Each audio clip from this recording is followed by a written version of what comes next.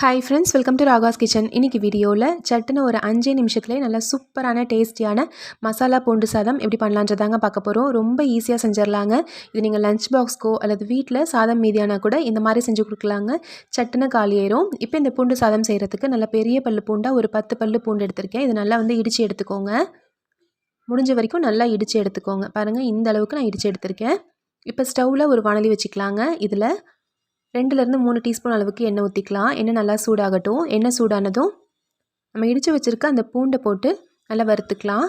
இது ஒரு பச்சை வாசனை போகணும். அதே மாதிரி கொஞ்சம் லேசான ஒரு கோல்டன் ப்ரௌன் கலர் வர வரைக்கும் நல்லா வறுத்து எடுத்துக்கோங்க.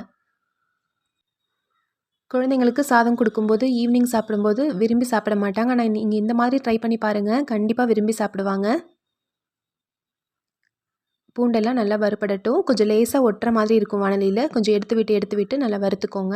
மீடியம் ஃப்ளேமில் வச்சு பாருங்கள், ஒரு லேசான ஒரு கோல்டன் ப்ரௌன் கலர் வந்திருக்கு. இந்த அளவுக்கு வந்ததும் இப்போ இதில் 1 டீஸ்பூன் அளவுக்கு உப்பு சேர்த்துக்கலாம்.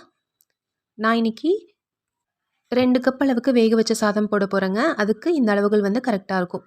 1 டீஸ்பூன் அளவுக்கு உப்பு, 1 டீஸ்பூன் அளவுக்கு மிளகாய்த்தூள், 2 டீஸ்பூன் அளவுக்கு மல்லித்தூள்,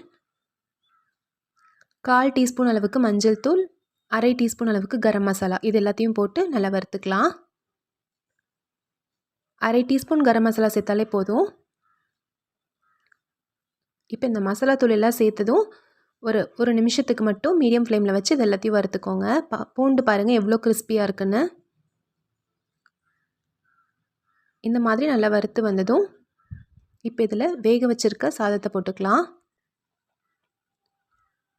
கூடவே ஒரு 1/4 கப் அளவுக்கு வறுத்த வேர்க்கடலை சேர்த்துருக்கேங்க.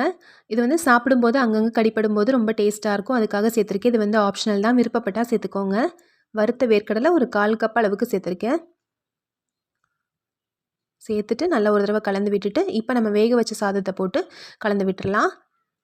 அவ்வளோதாங்க, ரொம்ப சிம்பிளான டேஸ்டியான மசாலா பூண்டு சாதம் ரெடி ஆயிரும்.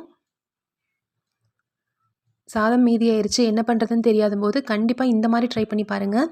அது மட்டும் கிடையாதுங்க, நீங்கள் லஞ்ச் பாக்ஸ்க்கே இதை செஞ்சு கொடுக்கலாம். அந்த அளவுக்கு நல்லா டேஸ்டியாக சூப்பராக இருக்கும். குழந்தைங்களுக்கு செய்யும்போது காரம் மட்டும் கொஞ்சம் குறைச்சலாக சேர்த்துக்கோங்க. இப்போ சாதத்தை போட்டு நல்லா கலந்து விட்டுறலாம். எல்லா பக்கமே அந்த மசாலா நல்லா மிக்ஸ் ஆகிற மாதிரி நல்லா கலந்து விட்டுருங்க. நல்லா கலந்து விட்டுட்டு கடைசியாக பொடியாக நறுக்குன கொத்தமல்லி தழை சேர்த்து கலந்து விட்டுறலாம். ரொம்ப சிம்பிளான டேஸ்டியான மசாலா பூண்டு சாதம் ரெடி ஆயிடுச்சு. உங்களுக்கு மிளகாய்த்தூள் சேர்க்கறதுக்கு விருப்பம் இல்லை அப்படின்னா அதுக்கு பதிலாக நம்ம மிளகுத்தூள் கூட பயன்படுத்திக்கலாம். அது இன்னுமே ஹெல்த்தியாக இருக்கும். பாருங்கள், நல்லா உதிரியாக நல்லா மிக்ஸ் பண்ணியாச்சு. இப்போ நான் பொடியாக நறுக்கி வச்சுருக்க கொத்தமல்லி தலையும் சேர்த்து கலந்து விட்டுறேன். நல்லா சூடாக சாப்பிடும்போதே அவ்வளோ சுவையாக இருக்கும். சூடு ஆறுனாலுமே நல்லா டேஸ்ட்டாக இருக்கும். இதே அளவுகளில் இதே மாதிரி நீங்களும் ட்ரை பண்ணி பாருங்கள். ட்ரை பண்ணி பார்த்துட்டு எப்படி இருந்துச்சுன்ற சொல்லுங்கள். இந்த ரெசிபி பிடிச்சிருந்துச்சுன்னா நம்ம சேனல் ராகாஸ் கிச்சனில் ஒரு லைக் கொடுங்க. ஃப்ரெண்ட்ஸ் கூட இந்த வீடியோவை ஷேர் பண்ணிக்கோங்க. நம்ம சேனலை சப்ஸ்கிரைப் பண்ணி வச்சுக்கோங்க. தேங்க்யூ.